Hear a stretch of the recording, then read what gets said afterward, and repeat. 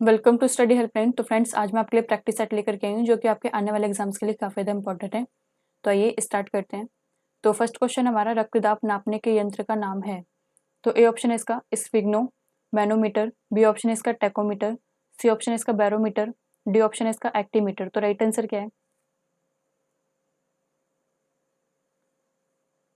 इसका right answer आपका option number A स्फिग्नो manometer जो है रक्तदाब नापने के यंत्र का नाम है।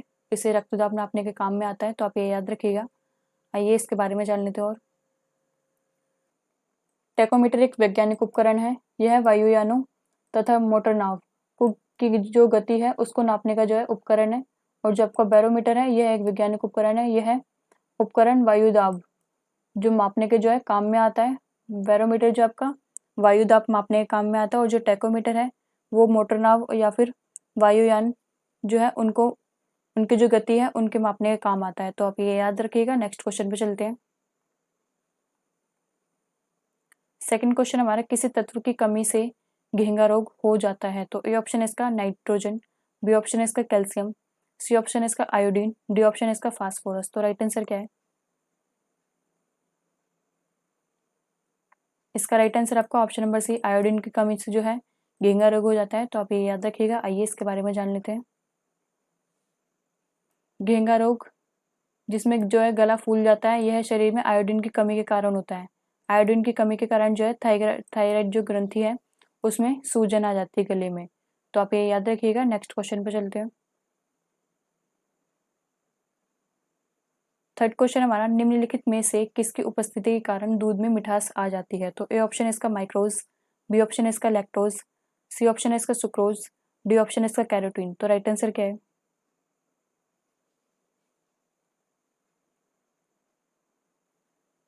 इसका राइट आंसर आपका ऑप्शन नंबर बी लैक्टोज के कारण जो है दूध में मिठास होती है। तो आप ये याद रखिएगा। और जो आपका कैरोटीन है, ये जो कैरोटीन जो है आपका, इसके कारण जो है दूध में पीलापन होता है। तो आप ये भी याद रखिएगा। नेक्स्ट क्वेश्चन पे चलते हैं। फोर्थ क्वेश्चन हमारा उज्जैन का प्राचीन काल में क्या नाम था। तो ए ऑप्शन है इसका तक्षशिला, बी ऑप्शन है इसका अवंतिका, सी ऑप्शन है इसका इंद्रप्रस्थ, डी ऑप्शन है इसका इनमें से कोई नहीं। तो राइट आंसर क्या है?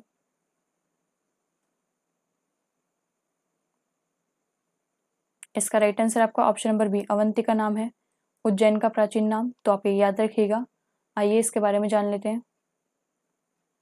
उज्जैन भारत के मध्य प्रदेश राज्य का एक प्रमुख शहर है जो शिप्रा नदी के किनारे पर बसा है। उज्जैन के प्राचीन नाम जो है अवंतिका और उज्जैनी आदि है। तो आप ये याद रखिएगा। नेक्स्ट क्वेश्चन पे चलते हैं।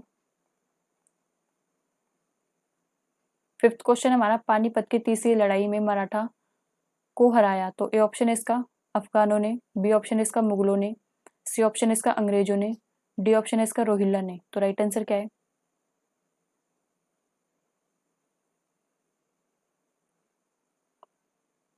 इसका राइट आंसर आपका ऑप्शन नंबर ए अफगानों ने हराया था पानीपत की तीसरी लड़ाई में मराठाओं को। तो आप ये याद रखिएगा। आइए इसके बारे में जान लेते हैं। 14 जनवरी 1761 को पानीपत की तीसरी लड़ाई हुई। अफगान जो शासक है उसमें अहमद शाह अब्दावली की सेना और मराठाओं के बीच जो है पानीपत की तीसरी लड़ाई हुई थी। इस लड़ाई में मराठाओं को हार का सामना करना पड़ा था। तो आप ये याद रखिएगा। 1761 में हुई थी, 1761 में पानीपत की तीसरी लड़ाई। तो आप ये याद रखिएगा। नेक्स्ट क्वेश्चन पे चलते हैं। सिक्स क्वेश्चन है हमारा हुमायूंनामा का लेखक कौन है। तो ए ऑप्शन इसका जहां आरा, बी ऑप्शन है इसका गुलबदन बेगम, सी ऑप्शन है इसका रोशन आरा, डी ऑप्शन है इसका इनमें से कोई नहीं। तो राइट आंसर क्या है? इसका राइट आंसर आपका ऑप्शन नंबर बी गुलबदन बेगम जो है उन्होंने ही हुमायूंनामा लिखी थी। तो आप ये याद रखिएगा। नेक्स्ट क्वेश्चन पे चलते हैं। सेवंथ क्वेश्चन है हमारा जब रोलेट एक्ट पारित हुआ था उस समय भारत का वायसराय कौन था। तो ए ऑप्शन है इसका लॉर्ड इरविन, बी ऑप्शन है इसका लॉर्ड रीडिंग, सी ऑप्शन है इसका लॉर्ड चेम्सफोर्ड, डी ऑप्शन है इसका लॉर्ड वेविल। तो राइट आंसर क्या है? इसका राइट आंसर आपका option number C Lord Chelmsford जो है इसका राइट आंसर है। जब रोलेट एक्ट जो पारित हुआ था, जब भारत के वायसराय कौन थे आपके? Lord Chelmsford. तो आप ये याद रखिएगा। रोलेट एक्ट पारित हुआ उस समय भारत का वायसराय कौन था? आपका लॉर्ड चेम्सफोर्ड था। इसी के समय में जो है प्रसिद्ध जलियांवाला बाग हत्याकांड जो है 13 अप्रैल 1919 में हुआ था। तो आप ये याद रखिएगा। नेक्स्ट क्वेश्चन पे चलते हैं।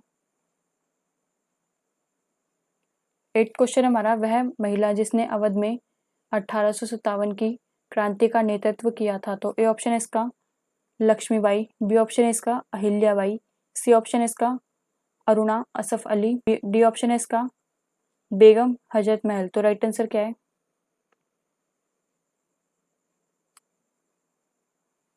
इसका राइट आंसर आपका option number D, Begum Hazrat Mahal ने जो है अवध में 1857 के क्रांति का जो है नेतृत्व किया था। तो आप ये याद रखिएगा।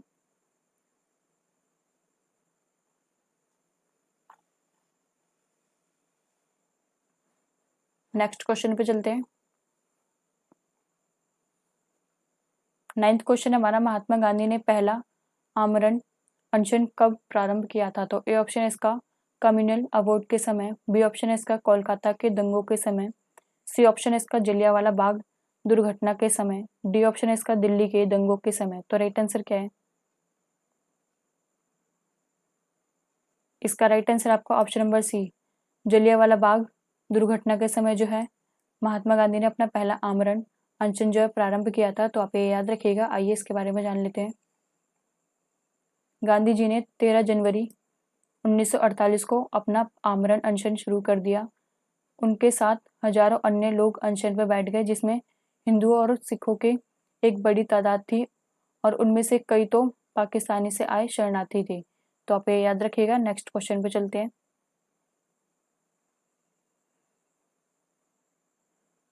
10th क्वेश्चन हमारा, टिहरी पन बिजली कॉम्प्लेक्स निम्नलिखित में से किस एक नदी पर अवस्थित है? तो ए ऑप्शन है इसका अलकनंदा, बी ऑप्शन है इसका भागीरथी, सी ऑप्शन है इसका ढोली गंगा, बी ऑप्शन है इसका मंदाकिनी। तो राइट आंसर क्या है? इसका राइट आंसर आपका ऑप्शन नंबर बी, भागीरथी नदी पर है आपकी टिहरी पनबिजली कॉम्प्लेक्स। तो आप ये याद रखिएगा। एंड दोस्तों, आज के लिए बस इतना ही आपका। अगर आपको ये वीडियो अच्छी लगी हो तो प्लीज़ इसे लाइक करें, शेयर करें, सब्सक्राइब करें हमारे चैनल को। तो मिलते हैं आपको ऐसी अगली वीडियो में। Thank you.